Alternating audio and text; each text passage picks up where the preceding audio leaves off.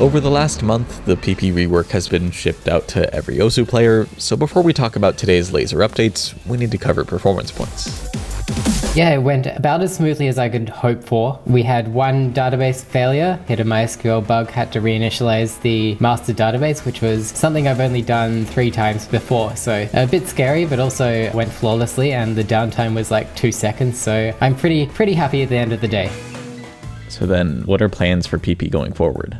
I made a lot of improvements to the efficiency of the reprocessing of scores. I think that's time well spent because it means that in the future we can actually run things pretty fast. Especially, we kind of expected this to happen, but now that we made the first PP change in a long time, a lot of people have reinvigorated interest in helping improve the algorithm, or maybe they're just seeing like edge cases which aren't handled as they think they should be. Have you seen how stupidly the new rework assigns PP? Huh? Wait, that's 1.6k? 1,687. What? I think we're going to have a lot more regular updates and hot fixes to the PP algorithms. I mean, everything's in place that we can, if we need to, we can do monthly updates to PP and star rating now. I would like to say as a final thing, thanks to everyone involved in the community in making this happen. I would have to grab a list, but you can probably shove it on the screen somewhere. This is a 3-month log of scores processed in lazer. When we announced the PP rework, this day right here, way more scores started coming in, and that new flock of probably PP farmers might have influenced today's laser update.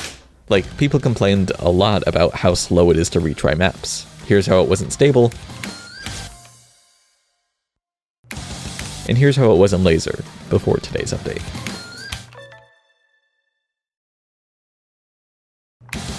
As of now, using the quick retry key will restart considerably faster. Before, there was actually a delay, so people would have enough time to like move the mouse to the settings area, but at least for quick restarts where the user is hitting the quick restart key, that doesn't make much sense. So there's now no delay added, which means that the whole quick restart process is dependent on how long it takes to load the bitmap. People also complained about lazer's hold to confirm activation time. It's fine when, say, deleting a map, but it's annoying when hitting escape to pause. So starting today, pausing is always immediate. Mod select is a bit clearer now too. When searching, it'll highlight whatever mod would be selected by pressing enter, and it prioritizes mod acronyms. I've also heard new laser players complain about the dashboard, mostly because it's a pain to find any specific people. Good thing this is here now. Chat has the same sort of search. Depending on your chat history, you might have needed to scroll forever to find a specific person, but now you can just type in a username. And I don't know how this one took so long. You can now add friends inside lazer.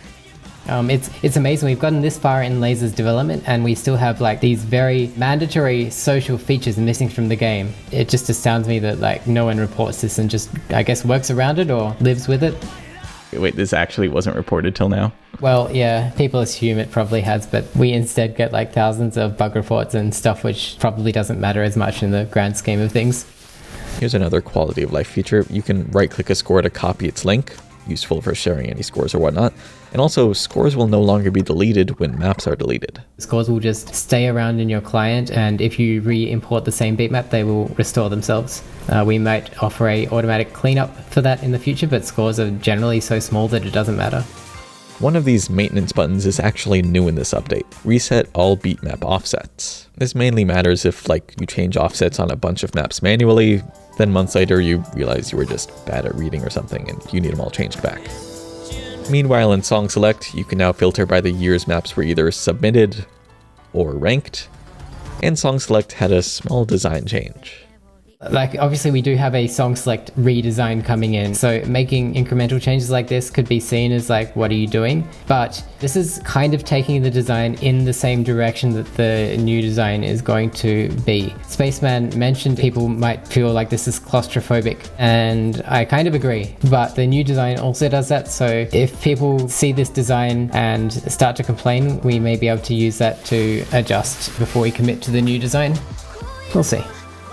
Proper hit sounding is finally possible in the editor. This section right here replicates these dropdowns from stable, allowing you to set both sample sets and additions for objects. And of course, this update added the shortcuts from stable too, so hopefully you'll never touch these buttons anyway. Speaking of shortcuts, Shift-G now switches between Lazer's new grid types, and the FPS counter shortcut, Control-Shift-F, was removed. In stable, that shortcut is used for converting sliders to streams, so this removal just makes room for that. Scaling objects down was kind of stupid before. You could only go to half the original size, so if you wanted something smaller, you'd have to do it again and again and again. Now it goes to 5% of the original size, plus you can select the bar to edit this with the arrow keys, and the center point selection now saves. Previously it would reset back to grid center every time you tried to scale or rotate something.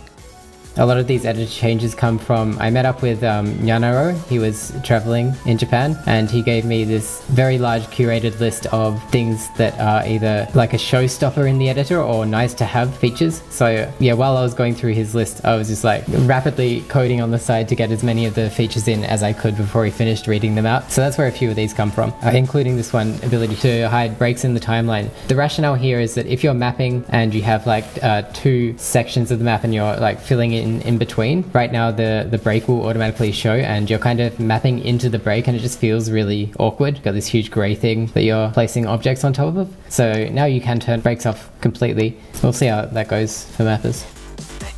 And one final change, these sidebars don't collapse anymore, unless you really want them to. Or use an aspect ratio that tightens things too much. But overall, the editor is feeling a bit more like the stable editor, which is to say, it's becoming usable. And maybe as a teaser, the current focus and probably something which is coming next release is BSS. Spaceman has been working hard on that. We're having a meeting later today to go through what he's done and get some of it online. This isn't really related to Lazer, but I saw the change where the loved map leaderboards may be reset warning removed by the beatmap creator. What's that about? It happens so rarely that I think it should be handled on a per case basis, and that's how we're going to continue handling it going forward. I think if there's valid reason for the mapper to remove it from love, then we now have a process for doing that, as in a technical process for doing that. Previously, I wasn't really sure on what to do about the scores, but now we have a thing where all users that have a high score on a loved map will be notified so they can potentially download the score before it is destroyed forever. Generally, we will only remove a map from loved if it is clear that the mapper is going to rank the map instead. It's not valid to be like, I want to remove my map from loved and then delete it. Makes sense. Yeah, I saw people were confused, so it's probably good for them to hear your stance. I was thinking, like, with these videos in general, like, we should maybe cover more community stuff as well, because it's like, since I haven't been using Twitter, I still visit the Osgame Reddit once in a while just to get a sense of any kind of community feedback which I need to act on. But this is like my primary method of engaging with the community as of late. So I was hoping to write up anything I could think of for this video, but that didn't happen this time. Let's see if I remember to do that before the next video.